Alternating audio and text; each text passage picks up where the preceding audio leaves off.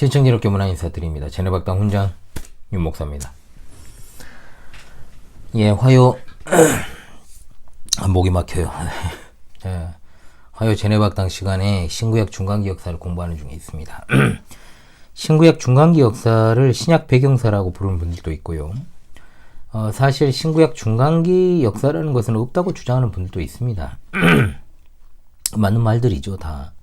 그러나 신약 성경의 이해를 위한 필수적인 과정이라고 생각하면서 지난 시간에 이어서 신구약 중간기 역사 가운데 생겨난 유대교의 네 분파와 그리고 그 신학과 특징에 대해서 이 시간은 살펴보는 시간을 갖겠습니다.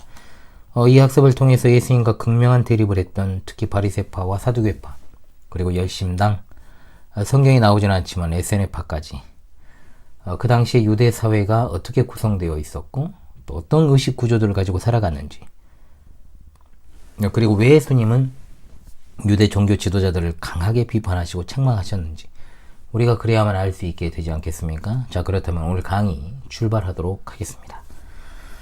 자, 가장 먼저는 사두개파입니다. 사두개파의 신학과 특징을 좀 살펴보죠. 복음서에서 사두개파와 바리새파 사람들은 늘 예수님께 책망을 받죠. 여러 이유가 있지만 근본적인 이유는 하나님의 말씀을 훼손했을 뿐만 아니라 자신들의 생각과 말을 덧붙였기 때문에 그렇습니다. 특히 사두개인들은 하나님의 말씀을 훼손한 자들입니다. 그들은 구약 성경 가운데 모세 오경만을 하나님의 말씀으로 인정하고 나머지는 잘라내버렸죠. 거기에는 크게 두 가지 이유가 있었습니다. 뭐냐? 첫 번째로 경제적인 이유입니다. 그들은 예루살렘 성전을 중심으로 살아가는 종교 기득권층이라고 제가 말씀드렸죠. 그래서 그들이 부유한 생활을 하는 것은 사람들이 정기적으로 성전에 와서 제사를 드리기 때문이었는데 당연히 제사와 관련한 책들을 좋아할 수밖에 없지 않겠습니까? 모세오경에는 족장시대로부터 출애굽한 이스라엘 백성에게 주신 규례에 이르기까지 그야말로 하나님께 드려지는 제사에 대해서 강조하고 있기 때문에 역사서, 시가서, 선지서 이것들은 별 안중에 없죠. 특히 어떤 제사에 대한 부정적인 말씀들이 그들로 하여금 더욱 모세 오경만을 인정하게 된 원인이 되었다라고 볼 수 있는 겁니다.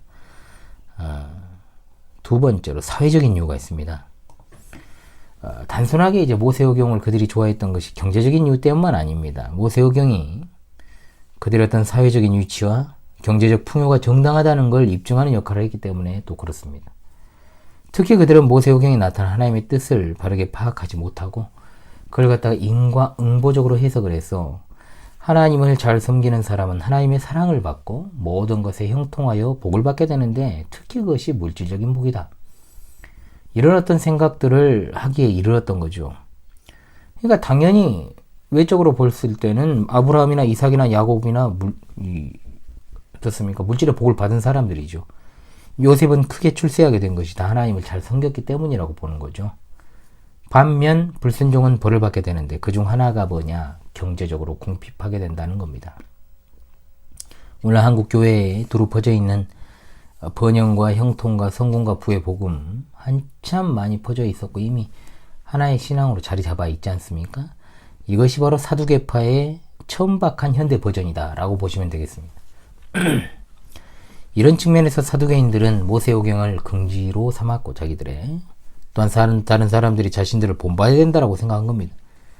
하나님의 복은 물질의 복, 부자가 되어 걱정 없는 삶을 살아야 되는 것이다. 그러나 그들의 이런 생각은 성경 전체가 가르치는 것과 굉장히 상반되죠. 그럼 욥의 고난에 대해서는 이들은 어떻게 설명을 해야 될까요? 선지자들은 불의한 왕과 종교 지도자들에 대한 준엄한 심판을 예고했습니다. 당연히 그들의 입장에서는 그런 내용을 인정할 수 없었고 오직 모세 오경을 그들의 어떤 성경으로 받아들인 계기가 될 수밖에 없었던 겁니다. 그래서 만들어진 그들의 신학은 이상한 방향으로 흘러버리죠. 사두개인들은 부활이나 천사, 마귀, 영적 세계, 애정 등을 믿지 않았습니다. 그들이 그러한 것들을 일절 믿으려 하지 않았던 첫째 이유는 모세오경에 그것들이 두드러지게 드러나지 않기 때문인데 그들은 하나의 편견을 가지고 성경을 대했기 때문에 앞서 말한 것처럼 그런 것들이 눈에 보일 리가 없죠. 두 번째는 그들에게 있어 복이라는 것은 철저하게 현세적이고 물질적인 것입니다. 가시적인 거예요. 그래서 자신들이 현재 유복한 삶을 살고 있기 때문에 내세에 대한 소망이 큰 의미가 없게 된 겁니다. 이걸 우리가 잘 생각을 해야 돼요. 아예 모든 걸 다 그냥 배제해버렸다는 게 아니고요. 이 지상에서 충분하게 누릴 것을 누리고 사는 사람들에게 내세라고 하는 것이 어떻습니까, 여러분? 있으면 좋고 없으면 많은 식이 될 수밖에 없는 거 아니겠습니까?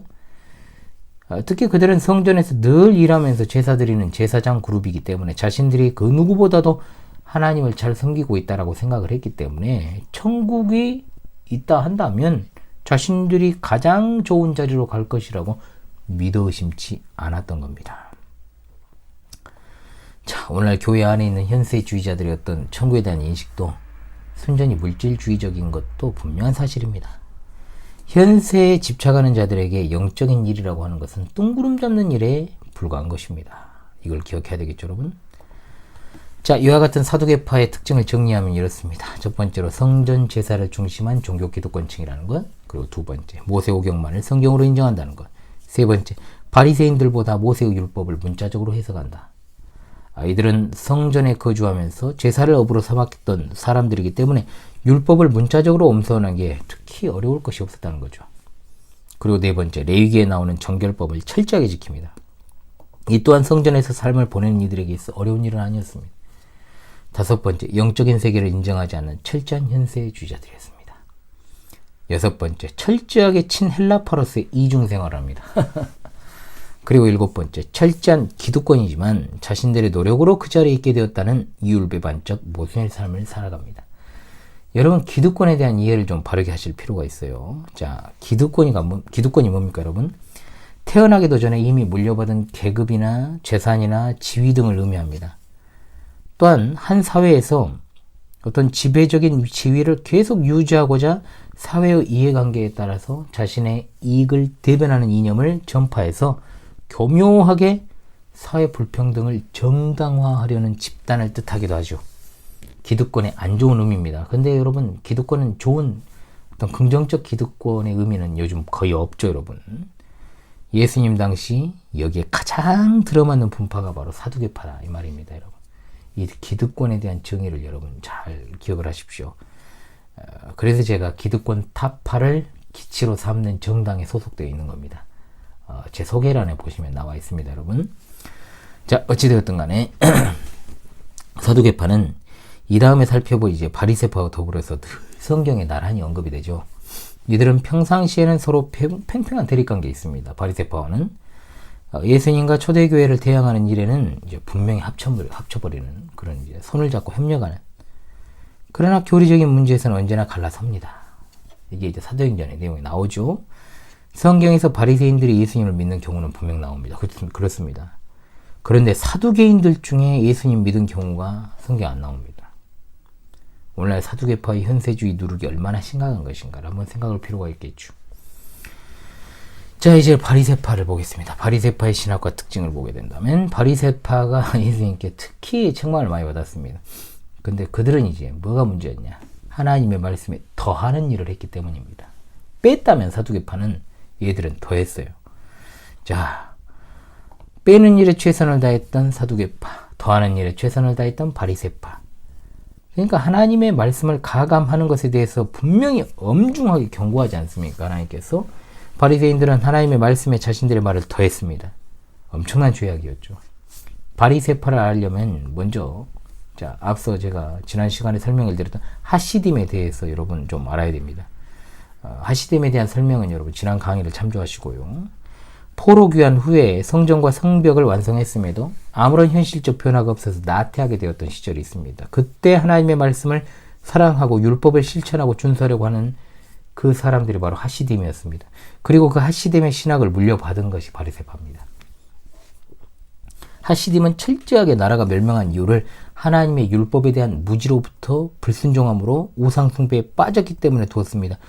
그래서 율법 준수에 대한 그들의 노력은 거의 병적인 결벽증에 가까운 형태로 나타나죠. 그러면서 생겨난 게 있습니다. 뭐냐? 울타리 신학입니다. 울타리 신학. 이 울타리 신학은 한마디로 뭐냐? 율법에 울타리를 두른다는 뜻이에요. 안식일 규정을 예로 들어봅시다. 안식일은 통상 금요일 저녁 해지는 때부터 시작됩니다. 6시. 그러나 사람들이 일 정리를 다 끝마치지 못해서 해가 지는 순간에 계속 일을 할 수 있을 가능성도 있죠. 그렇게 되면 일 정리를 하는 시간만큼 안식일을 범한 것이 되어버립니다.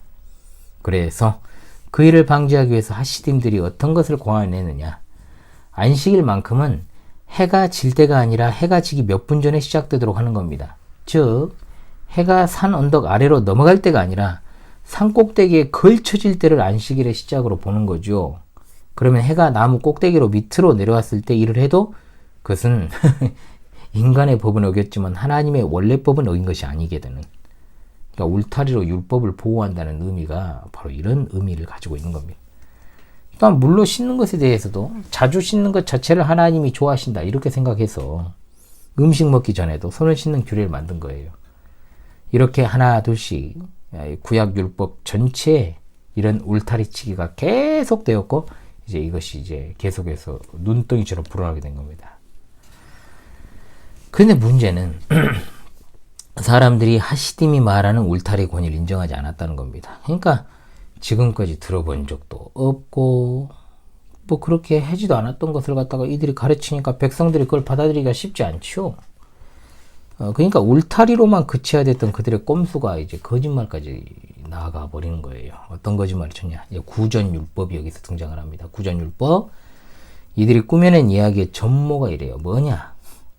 자, 하나님께서 시내산에서 모세에게 주신 율법은 원래 두 가지였는데 하나는 성문화된 율법, 기록된 율법이죠.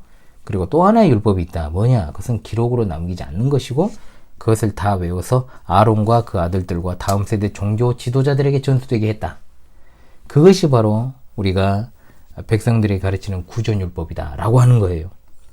그러니까 백성들이 이것의 존재를 모르는 것은 이것이 특정한 그룹, 종교 지도자들에게만 전해 내려왔기 때문이라는 거죠. 그러나 시대가 이제 혼란해졌기 때문에 이 구전율법을 공개하기로 했다. 그리고 이제 너희들에게 가르치기 시작했던 것이다. 얼마나 정말 여러분 그럴듯합니까?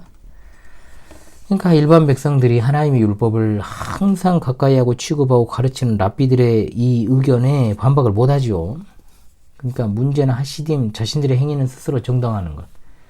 어떻게 하든 저렇게 하든 하나님의 율법을 잘 지켜야 되는 것이 좋은 게 아닌가? 사람들이 율법을 더 잘 지키면 그것은 하나님은 기뻐하실 일이다. 이런 생각이 계속 굳어져 감에 따라서 그들이 말하는 이른바 구전율법은 더욱더 견고해집니다. 그런데 주 70년에 어떤 일이 발생합니까? 이제 우리가 다음 장에서 이제 공부하겠습니다만 예루살렘과 성전이 로마 제국의 티투스에 의해 완전히 파괴돼 버리죠. 이 구전율법에 대한 이견이 있을 때 예루살렘이 기준점이었잖아요. 그런데 예루살렘이 파괴돼 버립니다. 그래서 구전율법을 모세오경처럼 기록하자는 의견이 나오기 시작한 거예요. 근데 여러분 생각해 보십시다. 이 자체가 말이 안 되잖아요. 이미 모순이 시작돼 버리죠. 처음에 이 구전율법의 배경이 뭐였습니까? 하나님께서 모세에게 기록하지 말라고 하셨다는 게 전제잖아요. 그런데 기록해버리면 그 자체로 거짓말, 구라가 돼버리는 거죠. 그런데 이제 어떻습니까? 시간이 흐르면 흐를수록 그들이 말하는 구전율법의 훼손 정도가 심해지게 되어가지고 결국 이제 자체 모순이 생겨버립니다. 책으로 기록하기에 이르죠. 그래서 나온 것이 미슈나입니다. 미슈나. 되풀이하다라는 뜻을 가지고 있습니다. 하나님의 율법을 잘 지키자는 취지로 만든 인위적 울타리, 즉 신앙에 도움이 되도록 만들기 위한 취지로 만든 게 결국 이게 구전율법이라는 게 따로 있었다. 이렇게 둔갑을 한 뒤에 최종적으로는 미시나라는 신적 권위를 가진 경전이 만들어져 버린 거예요, 여러분. 얼마나 어처구니가 없습니까? 이것을 통해서 우리는 다시금 칼빈 선생의 한 말을 떠올리게 되죠. 인간의 마음은 끊임없이 우상을 만들어내는 공장이다. 자, 나올 수밖에 없어, 이 말이. 미시나가 무려 총 63권이었습니다. 그런데 이것을 갖다 6개로 분권을 한 거예요. 세분화시켰죠. 아울러 유대인들은 이 미시나에 대해서 또 이제 강해설을 쓰게 돼요. 이 미시나에 대한 강해설을 갖다 게마라라 그럽니다. 설명하다, 배우다 이런 의미를 가지고 있습니다. 게마라. 그런데 이제 문제는 뭐냐? 이 미시나를 갖다가 강해하는 이 게마라가 너무 내용이 또 많아져 버리는 거예요. 이게 또 방대해져 버리니까 이제 미시나와 게마라를 어떻게 따로 관리하느냐. 그러니까 쉽게 말하면 본문과 그러니까 미시나 자체도 사실은 이제 울타리잖아요. 구전율법, 울타리, 율법을 더 잘 지키기 위해 신앙에 도움받기 위해서 만들어놓은 행동 규범인데 이것에다가 이제 소위 말하면 이제 설명서에 해당하는 게마라, 이게 너무나 방대해지니까 둘을 갖다가 합쳐버립니다. 소위 말하는 성경 본문과 주석서를 합쳐버린 거죠. 그래서 나온 것이 뭡니까, 여러분? 바로 그게 탈무드예요, 탈무드. 아시겠죠? 탈무드. 이 탈무드는 생성된 지역에 따라서요. 자, 팔레스타인 탈무드 또는 바벨론 탈무드라고 나눕니다. 자, 둘 중에 이제 바벨론 탈무드가 편집 시기도 굉장히 훗날이고요. 왜냐하면 주 400년, 그리고 팔레스타인 탈무드는 주 370년입니다. 양도 굉장히 방대해요. 그래서 일반적으로 탈무드라 했을 때는 바벨론 탈무드를 가리키는 말입니다. 오늘날 전해오는 탈무드는 5세기 초에 라비나 2세 등에 의해서 최종 편집된 것으로 알려지고 있습니다. 여러분이 탈무드에 대해서 좀 오해를 많이 하고 있을 거예요. 자, 탈무드의 권수가 모두 20권입니다. 페이지 수로 12,000페이지. 단어 수로만 따지면 250만 단어. 책의 무게만 75kg. 어마어마하죠, 여러분. 그런데 여러분, 우리 탈무드에 대해서 사실 번역되어 나온 그 내용들을 보게 되면 우리나라에서 이제 시중에 나와 있는 탈무드에 대한 내용들은 좋은 내용만 다 골라서 편집되어 가지고 나온 거예요, 여러분. 실제로 바벨론 탈무드의 내용에는 예수님에 대해서 이상하게 묘사한 게 많아요. 예수님은 마법사였다부터 시작해가지고 간음을 행하는 부도덕한 자다. 그러니까 예수님이, 그러니까 다빈치 코드가 그냥 처음 나온 게 아니에요, 여러분.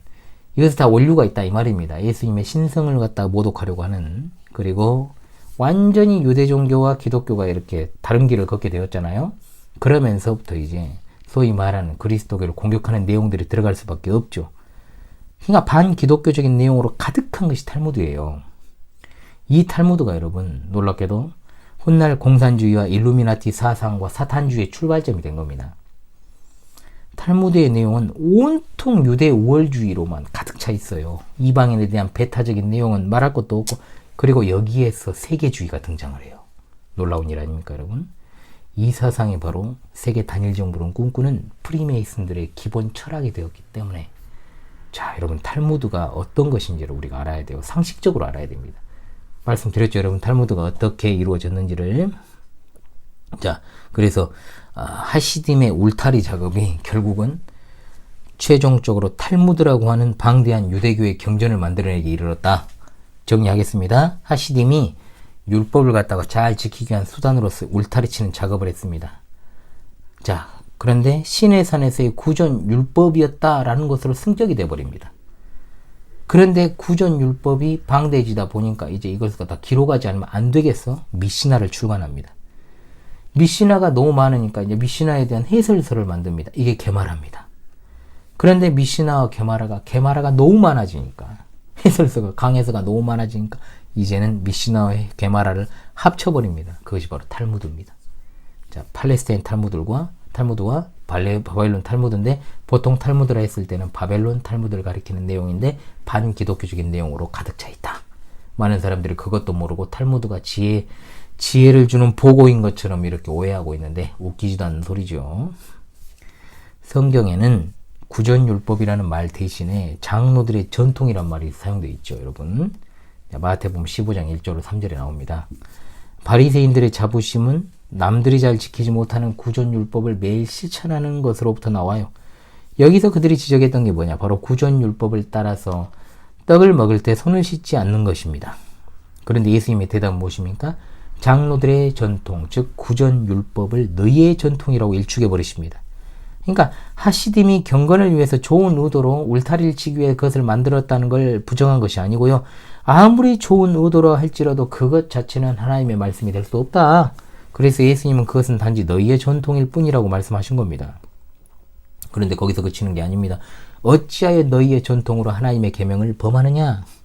그렇게 소중히 여기며 자신들의 자랑이며 금지가 되는 구전율법은 하나님의 말씀도 아니고 오히려 하나님의 계명을 위반하게 만드는 것이다. 그들의 열심이 일반인들이 상상할 수 없을 정도의 것인 것은 우리가 잘 알고 있지 않습니까? 그리고 그들은 그것이 하나님을 기쁘시게 하는 일임을 의심하지 않았습니다. 그런데 예수님은 말씀하십니다. 그것이 하나님의 계명도 아니고 오히려 하나님의 계명을 위반하는 것이라는 말씀에 그들이 얼마나 깊은 상처와 분노로 이것을 갖다가 받았을 것은 자명한 사실 아닙니까? 그들의 삶의 이유가 뭡니까, 여러분? 구전율법, 장로들의 전통을 준수하는 삶이 그들의 삶의 정체성인데 예수님은 그들의 삶을 부정해버리잖아요. 그러니까 예수님을 향한 그들의 분노가 여러분 어디로 향하겠어요? 예수님께서 이러한 그들의 어떤 장로들의 전통을 비판하신 이유 크게 두 가지죠. 첫 번째, 인간이 만들어낸 말을 하나님의 말씀과 같은 위치에 놓았기 때문에 더 높아져 버렸죠. 이것은 어떤 것으로도 용납될 수 없는 일입니다. 두 번째, 이 구전율법은 절대로 다수 서민의 삶과는 상관이 없었던 것. 구전율법은 일반 백성들이 생업을 하면서 지키기 어렵도록 만들어 놓았습니다. 그들은 백성들이 지키지 않는다 해서 그런데 비난하고 정죄했어요. 무엇보다 책에 기록된 것이 아니니까 알 수도 없었잖아요. 이런 바리새파의 특징을 정리하면요. 첫 번째, 주로 회당을 중심으로 일반 백성들에게 종교적 영향력을 끼치는 중산층이었고, 두 번째, 성전이 없어도 율법만 연구해도 이들은 명맥이 유지가 됩니다. 그러니까 4개 분파 중에 주 70년 이후에 살아남은 분파는 어디밖에 없냐? 바리새파밖에 없어요. 오늘날의 유대교도 이 전통이죠, 여러분. 세 번째, 사두개파와는 달리 천사, 마귀, 영혼, 부활, 죽음 이후 상급과 형벌에 관한 것들을 믿었습니다. 네 번째, 일반 백성들과 섞여 살면서 자기 직업을 가지고 있었기 때문에 일상적이고 윤리적인 문제를 굉장히 많이 강조했다는 것. 그리고 다섯 번째, 사두개파가 기득권이면서도 자기들의 노력으로 그 자리에 앉게 되었다는 태도를 취한 반면에 바리새파는 다 강조했어요. 그러니까 날 때부터 생내적인 것과 개인의 노력을 다 강조했다는 것. 이런 특징이 바로 바리새파의 특징이라고 할 수 있겠습니다. 상당히 길어졌지만 그래도 끝까지 보겠습니다, 여러분. 자, 세 번째, 에세네파입니다. 자, 에세네파 기원은 확실하지 않습니다. 대부분의 학자들이 1947년에 쿰란 동굴에서 거주했던 쿰란 공동체와 유대 역사가 요세푸스가 말하고 있는 에세네파를 동일시합니다. 마카비 전쟁이 끝나고 나서 마카비 가문의 대제사장 겸직 문제, 제가 지난 시간에 말씀드렸죠, 여러분. 하시딤의 상당한 숫자가 이제 등을 돌려버려서 이제 바리새파가 되었고요. 결정적으로 요나단의 대제사장 겸직 문제로 상당수의 하시딤이 또 분리되어서 에세네파를 이룬 겁니다. 자, 바리새파보다 에세네파가 더 강렬하게 소위 반기를 들고 분리된 것은 그들이 제사장 그룹이었기 때문이 아니겠느냐 이렇게 보고 있어요. 왜냐하면 분명히 부딪히는 접점이잖아요, 이게. 그래서 에세네파는 그런 특징을 가지고 있다. 앞선 바리새파나 에세네파 둘 다 하시딤이었습니다. 바리새파는 현실 정치에 나서면서 사두개파를 견제하는 입장이었고, 에세네파는 아예 분리주의적 입장을 취해서 쿰란에서 공동체를 따로 이루고 살았다는 특징. 그러니까 바리새파와 사두개파는 신앙이 완전히 다르잖아요. 그런데 성전 제사에는 참여를 했습니다. 그런데 에세네파는 어떻습니까? 자기들이 인정하지 않는 대제사장이 성전에 있잖아요. 그래서 그들의 종교 의식을 부패한 것으로 보고 참여하지 않았던 겁니다. 이해되시죠? 에세네파의 특징은 이렇습니다. 자기 지도자를 의의 교사라고 불렀습니다. 아마도 그들의 지도자가 진짜 대제사장이었기 때문에 이런 호칭을 쓴 게 아니냐 이렇게 보고 있습니다. 두 번째입니다. 원칙적으로 결혼을 정죄하지 않았지만 결혼을 피했던 금욕주의자들이었다는 것. 물론 지난 시간에 말씀드렸던 것처럼 쿰란 공동체 유물에서 여자들이 함께 있었던 것에 어떤 이런 것들이 나왔기 때문에 증거가 나와서 연구가 더 필요하고 양자를 드리는 일 등의 일을 통해서 공동체의 지속을 도모했다. 그리고 세 번째, 극심한 이분법적 사고를 가지고 있었죠. 언제든지 왕이 군사를 보내서 멸망을 당할지 모른다는 그런 생각을 하고 있었기 때문에 자연스럽게 모든 것을 갖다가 딱 두 가지 이분법으로 나눠서 바라봤습니다. 자신들은 빛의 자녀이고 예루살렘에 있는 대제사장의 추종 세력은 어둠의 자녀, 지금은 악의 세상이고 다가올 세상은 선의 세상이다. 이런 식의 어떤 철저하게 이분법적인 사고. 마치 오늘날 대한민국에서 출신 지역이나 특정 이념이나 지지 정당과 인물을 갖다가 이런 것에 따라서 맹목적으로 추종하는 자들의 사고와 굉장히 비슷하죠. 이분법이잖아, 이게. 여러분. 그러니까 대한민국이 답이 없는 거예요. 자, 이런 사고를 가지고 살아가니까 자신의 삶은 1도 개선이 안 되는데 계속 특정 지역 이념에 따라서 내가 어디 출신이니까, 내가 어디 사니까, 나는 경상도 사니까, 나는 전라도 사니까 어떤 정당을 지지해야 돼. 난 누구를 지지해야 돼. 그렇게 하지 않으면 안 돼. 라고 하는 철저한 양분된 사고방식. 이게 깨지지 않으면 대한민국 미래 없습니다, 여러분. 네 번째, 극단적인 운명론자들이었죠. 앞서 소개했던 철저한 기득권이었던 사두개파는 운명을 부정했고, 중산층이었던 바리새파는 양쪽 모두 인정했다 했죠. 경제적으로나 사회적으로 어려운 생활을 이용했던 에세네파는 다 운명 탓으로 돌리는 인생관이 있었습니다. 자, 이런 어떤 소위 모습들, 성도도 세상을 살아가니까 완전하게 어떤 객관적이고 합리적인 삶을 살아가는 게 어렵습니다. 그러나 언제나 우리는 진리의 편에 서 있잖아요. 역사를 통해서 균형 감각을 가지고 살아가는 것이 정말로 중요합니다. 잊지 말아야 될 것은 열린 마음이나 관용이나 포용과 같은 개념과 현 시대의 균형 감각은 다른 겁니다, 여러분.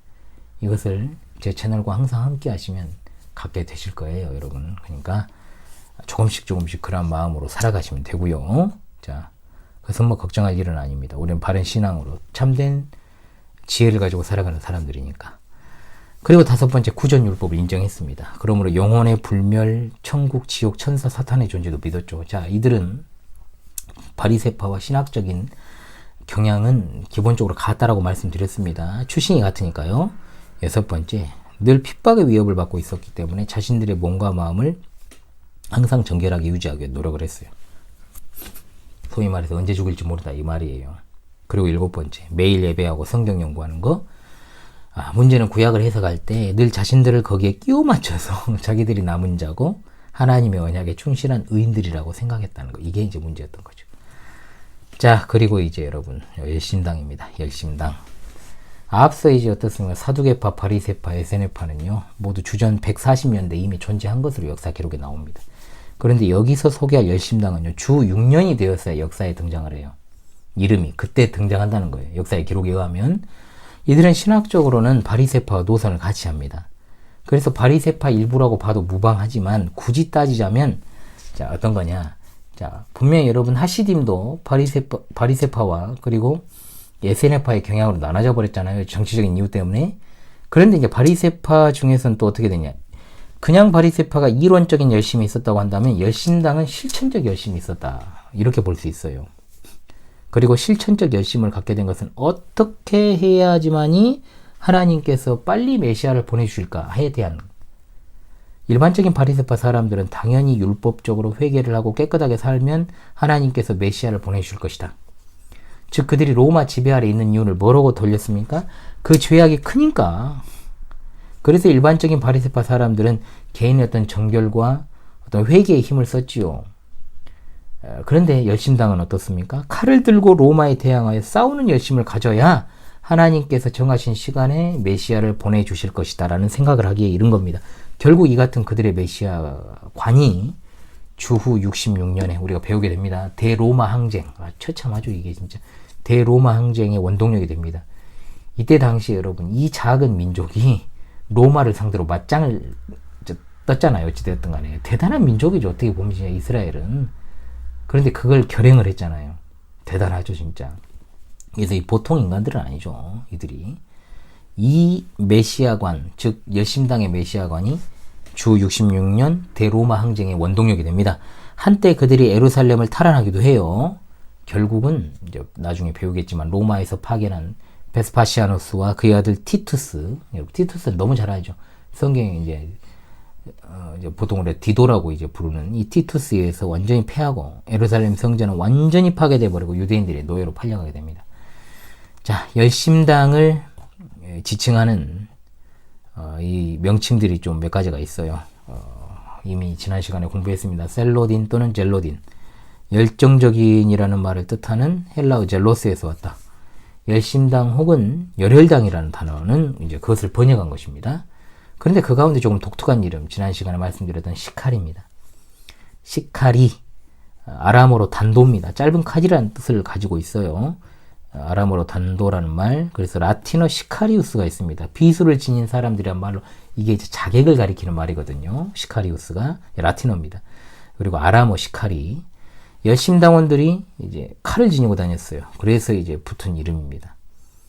그래서 열심당이 자신들의 롤 모델로 삼은 3명의 인물이 있습니다. 누구냐면 엘리야, 마따디아, 비느하스입니다.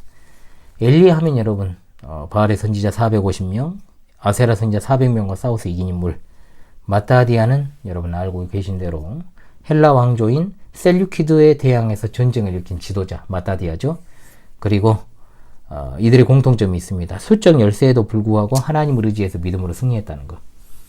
로마에 비해서 수적으로나 어떤 강세로는 절대적인 열세잖아요. 그래서 이들이 이 두 사람을 롤 모델로 삼은 것은 납득이 됩니다. 큰 한 명의 인물 비느하스가 나오죠. 특이한 어떤 측면이 있습니다. 비느하스는 여러분 아시다시피 아론의 손자입니다. 민수기에 나오죠. 민수기 25장에 모압 왕 발락이 여인들을 동원해서 이제 이스라엘 갖다가 죄악에 빠지게 만들기에 이릅니다. 그래서 이 일로 유대인들이 성적인 범죄에 빠질 뿐만 아니라 모함 여인들과 함께 제사에 참여하여 우상 숭배를 하게 되죠. 이게 바알 부올이라 그래요. 그때 하나님께서 이스라엘에게 진노를 하셔가지고 24,000명이나 되는 사람이 죽습니다. 그때 정말 어처구니없게도 시므리라는 유대인의 지도자가 고스비라는 미디안 여인과 행음하려고 막사에 들어갑니다. 그때 비느하스가 창을 들고 와서 이 두 사람을 찔러 죽이죠. 이 사건의 결과로 비느하스는 하나님의 칭찬을 받게 됩니다. 살인을 해서 비난받는 것이 아니라 오히려 하나님의 분노로, 하나님의 열심으로 그들을 죽였기 때문에 칭찬받았다라고 민수기 25장 11절로 13절에 나옵니다. 그래서 비느하스는 이 일로 말미암아 그와 그의 후손들이 영원히 제사장 직분을 수행할 것이라는 하나님의 약속을 받습니다.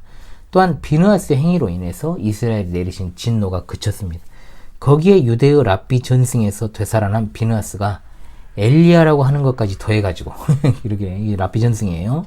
열심당원들은 당시 로마인들에 의해서 이스라엘이 고통을 당하지만 그것은 모두 이스라엘이 범죄했기 때문이 아니라 그 중에서도 신앙을 배반하고 로마에 부역하는 것들 때문이다. 매국노 때문이라고 본 거예요. 마치 비느하스가 시므리를 처단한 것처럼 그들을 죽이게 되면 이스라엘에 대한 하나님의 진노가 그쳐지게 될 것이다 라는 생각을 하게 된 것이죠.